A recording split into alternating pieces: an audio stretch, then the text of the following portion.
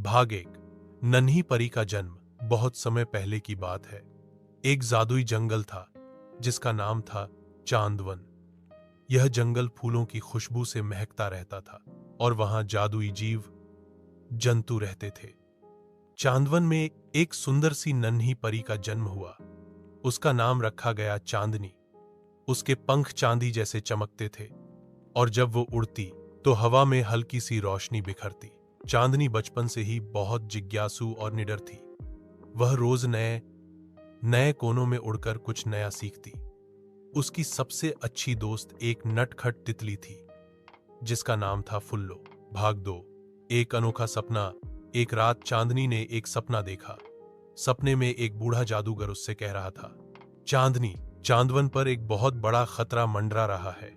सिर्फ तुम ही उसे बचा सकती हो, पर इसके लिए तुम्हें जादुई चंद्र फूल ढूंढना होगा जो सिर्फ सच्चे दिल वालों को ही मिलता है। सुबह होते ही चांदनी ने अपनी मां से बात की।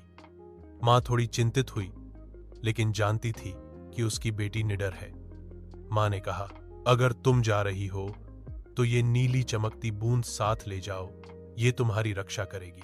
भाग 3। कठिन सफर की शुरुआत। चांदनी अपने छोटे से थैले में बूंद रखकर निकल पड़ी फुल्लो के साथ। रास्ते में उन्हें एक घना अंधकारमय जंगल मिला जहां दिन में भी अंधेरा रहता था। वहां एक बूढ़ी उल्लू मिली जिसने कहा, जादुई फूल तुम्हें तभी मिलेगा जब तुम 3 परीक्षाओं को पार करोगी, धैर्य की, साहस की और करुणा की। चांदनी ने सिर हिलाया और आगे बढ़ गई। भाग 4। पहली परीक्षा, धैर्य। उसे एक झील मिली जो बहुत शांत दिख रही थी, पर वह झील एक भ्रम था। वहां एक जल परी रहती थी जो हर किसी को अंदर खींच लेती थी। चांदनी को वहां से पार जाने के लिए 5 घंटे एक ही पत्थर पर बैठना था, बिना हिले। झील उसे लुभाती रही, आ जाओ, पानी कितना ठंडा है। पर चांदनी ने ध्यान केंद्रित किया और अंत में झील गायब हो गई। वह पास हो गई। भाग 5। दूसरी परीक्षा, साहस। एक गुफा में उसे जाना था जहां एक राक्षस का नाम था कालराक्ष। वह जोर से गरजता और कहता, जो डरता है वही हारता है। चांदनी कांपती हुई अंदर गई और बोली, मैं डरती हूं, पर चांदवन को बचाना मेरा कर्तव्य है। मैं पीछे नहीं हटूंगी। राक्षस हंस पड़ा और गायब हो गया। असल में वो सिर्फ परीक्षा थी। भाग 6।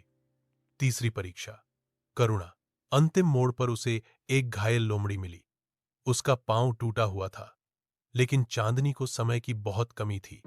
फिर भी उसने थैला खोला, अपनी जादुई बूंद निकाली और लोमड़ी के जख्म पर डाली। लोमड़ी मुस्कुराई, उठी और बोली, मैं असली जादुई फूल हूं। तुम्हारी करुणा ने मुझे जगा दिया। अब मैं तुम्हारे साथ हूं। भाग 7।